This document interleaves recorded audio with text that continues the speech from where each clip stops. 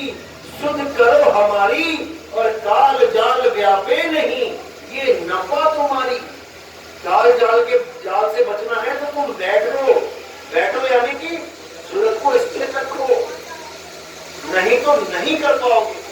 बचना चाहो काल जाल से, चीनो शब्द हमारा, वो कहे कबीर अमर कर रखूं जो निज होए हमारा। अमर करके रखूंगा उसको जो पूरा मेरा हो जाएगा, यानी जो पूरे का पूरा विश्वास आत्मदेव पे लगा लेगा, आत्मा के अलावा किसी पर श्रद्धा नहीं रखेगा, तब समझना अब उसे कोई पकड़ नहीं सकता। गुरु ग्रंथ साहब में बोलते हैं आत्मदेव पूजिए।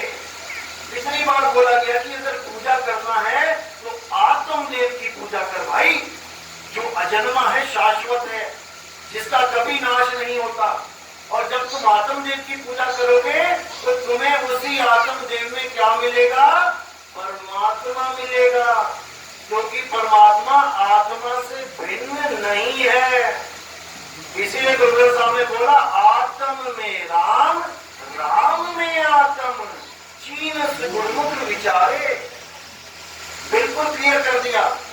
अगर तुम्हें घी चाहिए तो तुम्हें दूध में ही ढूंढना पड़ेगा और जुगती लगानी पड़ेगी।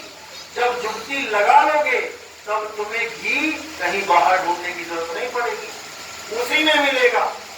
इसलिए साईं ने बोला आत्म में परमात्म दर्शे, और परमात्म में झाई में परछाई दर्शे, लखे कबीरा साईं। अगर परमात्मा को ढूंढना है तो आत्म में परमात्म दर्शे, अन्यथा और कोई रास्ता नहीं है। तो कहते आत्म चीन है, परमात्मा चीन है, संत कहावे सोई, यह भेद काया से बाहर, पूछे बिरला कोई।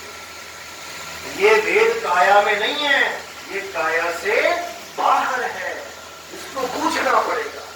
ये पहेली है, जैसे पहेली को पूछा जाता है।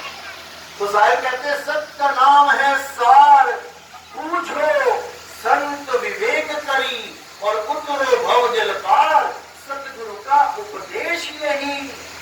केवल सतनाम को पूछ लो कि सतनाम होता क्या है।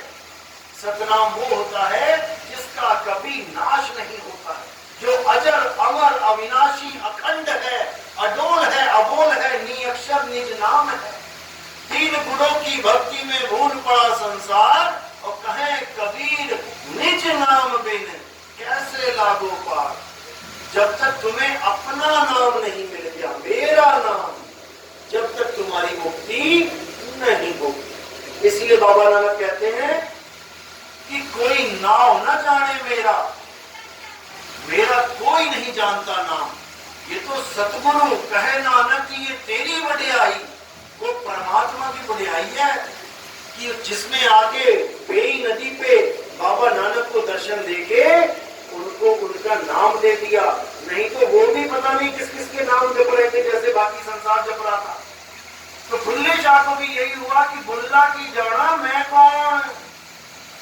बुल्ला कभी जान ही नहीं सकता था कि मैं यानी बुल्ला है कौन। बुल्ला अपने आप को शरीर मान के बैठा था, बुल्ला अपना नाम बुल्ला मान के बैठा था, लेकिन बुल्ले का नाम बुल्ला भी नहीं था। वो नाम तो घर वालों ने उधारी में दे दिया था कि अगले इस जन्म के लिए तेरा ये नाम, अगला जन्म लेगा तो तेरा नाम भी बदल जाएगा।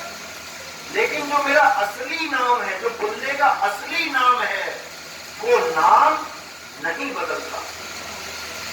वो नाम असली शब्द है जो कभी बदलता नहीं है। ये 52 अक्षरी शब्द नहीं जो बदल जाते हैं। इसलिए गुरु ग्रंथ साहब में जब भी अरदास होती है तो वहां बोला जाता है जो प्रभु को मिलबो चाहे तो खोज शब्द में ले।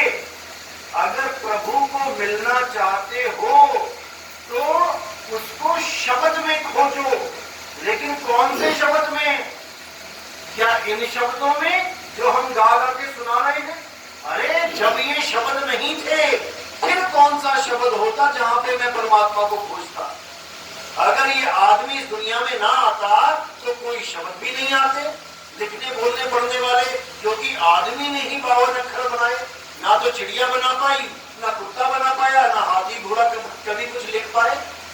ये इंसानों ने ही लिखे, तो यानी इंसान नहीं होता तो परमात्मा का नाम ही ना होता, यानी वो शब्द ही नहीं होता जिसमें खोज शब्द में ले।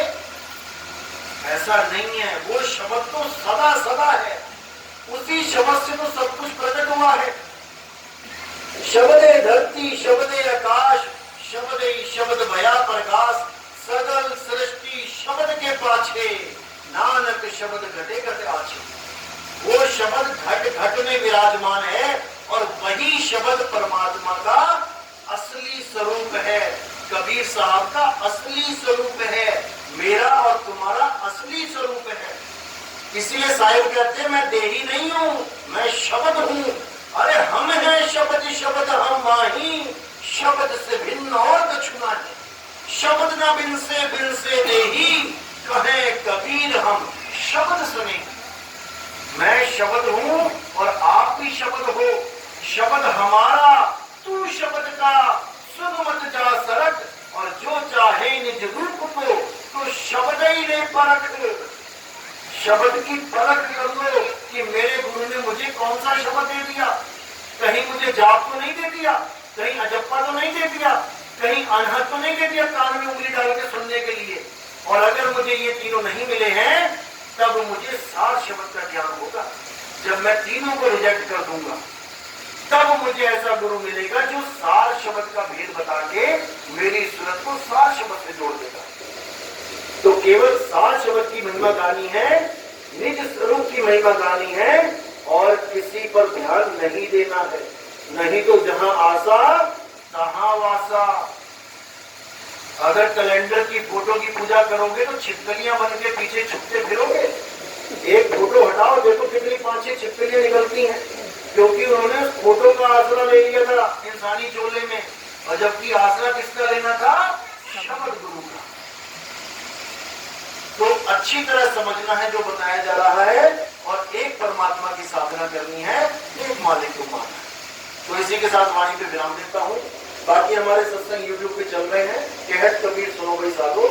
1 नंबर से स्टार्ट करना और 2, 3, 4, 5 करते करते करते आगे बढ़ना।